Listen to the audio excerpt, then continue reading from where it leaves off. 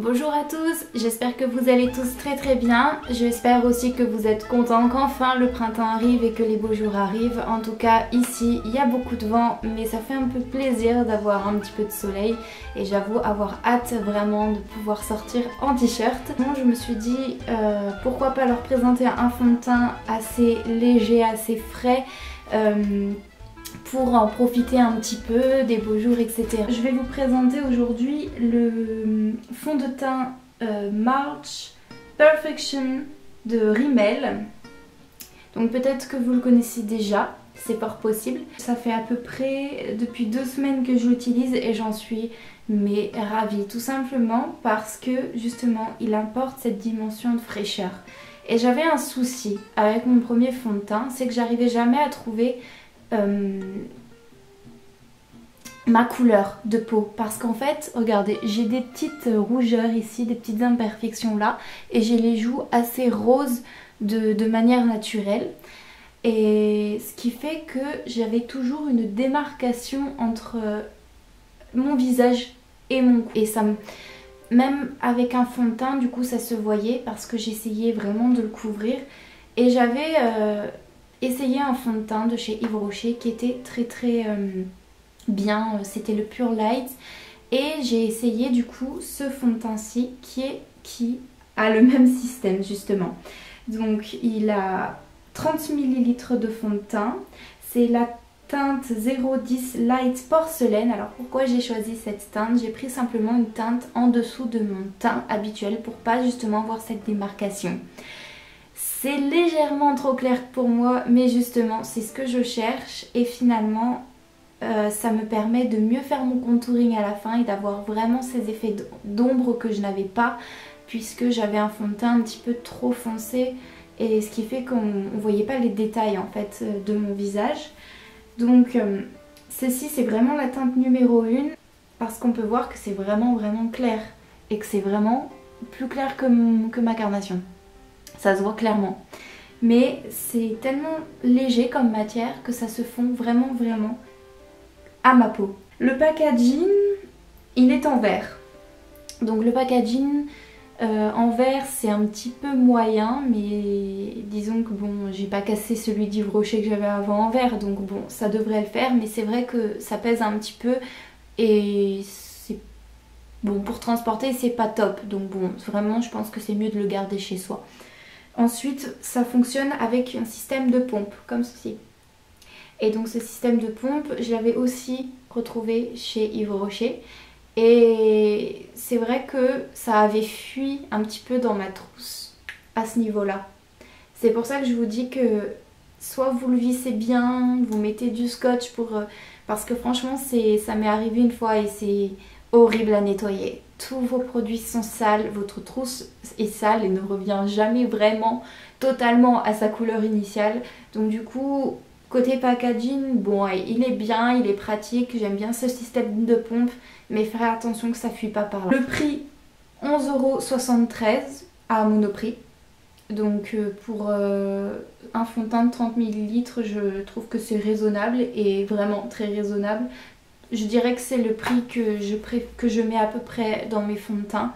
Si je mets plus, c'est vraiment parce qu'il y a un truc que je veux tester qui promet un miracle. Mais celui-ci, pour ceux qui n'ont pas vraiment les moyens de se mettre trop de sous, je sais plus parler, de mettre trop d'argent dans un fond de teint, je le conseille vivement. C'est qu'il est très lumineux parce que j'ai pris une teinte assez claire.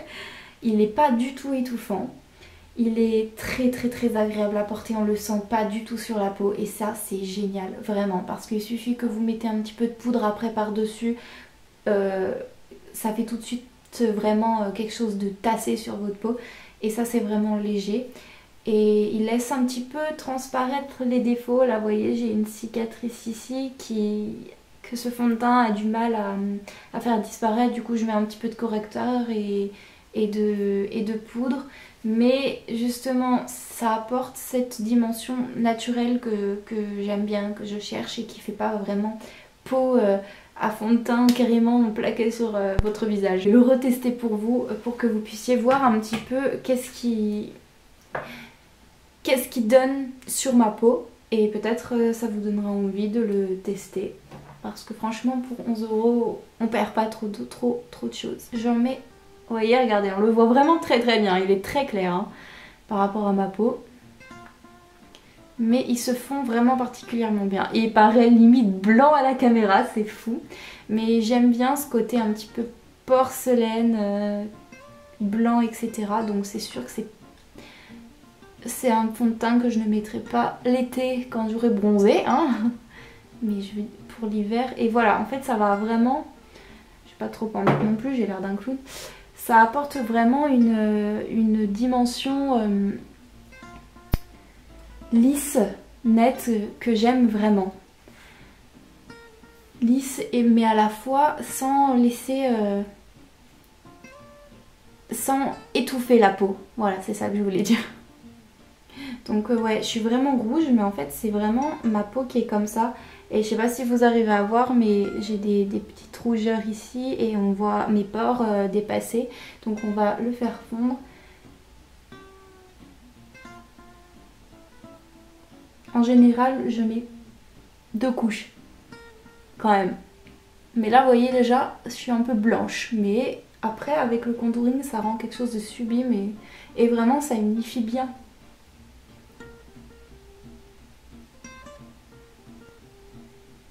Ouais, j'en mets tout le temps sur le nez, moi.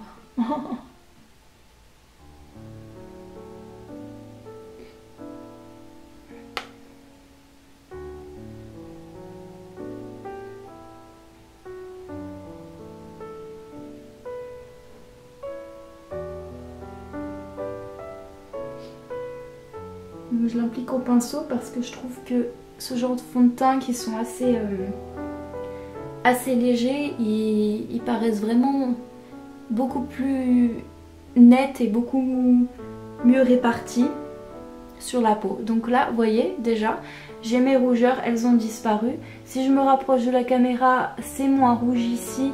Et bon, ça n'a pas totalement disparu parce que c'est une petite cicatrice.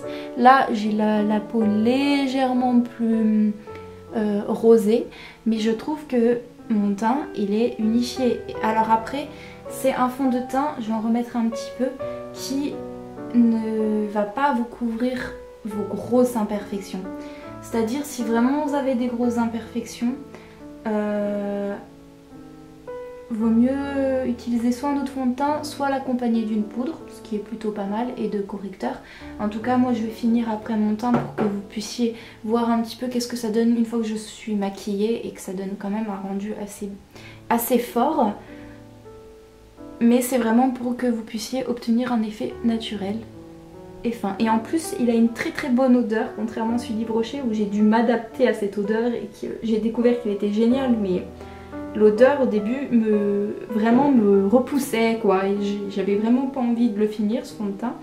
Et c'est ma soeur qui m'a dit vas-y essaye-le, il est génial, continue-le. Et je me suis forcée. Et celui-ci bah du coup j'ai pas besoin de m'adapter à l'odeur, il sent vraiment très bon. Alors vous voyez, si j'ai des petites imperfections, des fois je l'applique au doigt, comme ça ça met un peu plus de matière.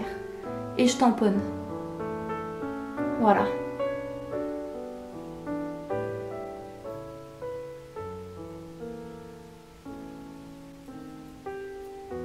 Ce que j'ai à dire par rapport à la tenue, il tient vraiment bien. Vraiment il tient super bien. Et quand je me touche comme ça, j'en ai pas qui ça sèche instantanément. J'en ai pas qui reste plein sur les doigts. Et c'est ça que j'aime vraiment dans ce fond de teint. Après, il ne va pas résister par exemple à la chaleur, ou ne mettez pas ce fond de teint pour faire du sport par exemple. Enfin, moi personnellement, je mets même pas de fond de teint pour aller faire du sport. C'est même pas la peine d'y penser, je me maquille pas. Sauf si vraiment j'ai quelque chose après, mais ça tiendrait pas. Et après il faudrait vraiment plutôt un fond de teint waterproof pour vraiment avoir cette sensation là. Il tient vraiment bien la journée, en tout cas pour moi. Ça ne matifie pas non plus, donc vous pouvez juste là voilà dans les zones où vous avez tendance à briller, à mettre une poudre, ce que je vais faire pour que vous puissiez voir ce que ça donne. Mais en tout cas, vous voyez, j'ai vraiment le teint unifié. Donc on va passer aux notes, mais je vais vous laisser un instant, je vais finir mon make-up Et ensuite, on passe à l'évaluation. Me revoilà maquillée, désolée pour la coupure un petit peu interrompue, enfin si ça se voit bien sûr, je veux me dépêcher parce qu'il n'y a plus beaucoup de batterie dans mon appareil. J'ai toujours du mal à noter mais c'est pour ça que je me force un petit peu. Donc du coup, la moins bonne note j'ai mis pour le packaging qui est à 6,5 sur 10. Je voulais mettre 7 mais je me suis dit que ça se rapprochait trop de la note que j'avais mis à la tenue, puisque à la tenue j'ai mis un 8 sur 10. Pour le prix et le contenu j'ai mis un 9 sur 10 et pour le rendu j'ai mis un 9 sur 10. Ce qui nous fait en tout une moyenne de 8,12 sur 10. Oui, il y a le virgule 12 à cause du 6,5, mais 8,12 je trouve que c'est une assez bonne note. Donc voilà en fait ce que ça donne une fois que je suis maquillée. Donc du coup en fait on voit mieux la démarcation de mes joues et je trouve que ça fait un petit peu plus... comment on dit ça? Ça donne un petit coup de peps. Voilà donc je trouve que c'est vraiment un bon point et pour moi je ne regrette pas d'avoir acheté ce fond de teint. Je ne regrette pas non plus de l'avoir pris finalement une teinte en dessous de ma carnation. Ce qui fait qu'en fait vous voyez là finalement je reste... dans la continuité de mon cou et c'est pas plus mal. J'espère que cette vidéo revue vous a plu. Dites-moi si ça vous intéresse que je fasse ça avec un autre produit. J'ai également testé un autre produit de Rimmel qui est le mascara à l'huile d'argan qui est pas mal. Et si ça vous intéresse que je vous en parle, faites-le moi savoir par commentaire. Et sur ce, je vous fais d'énormes bisous. Profitez bien un petit peu du soleil si vous en avez. Et je vous dis à très bientôt pour une prochaine vidéo. Bye bye!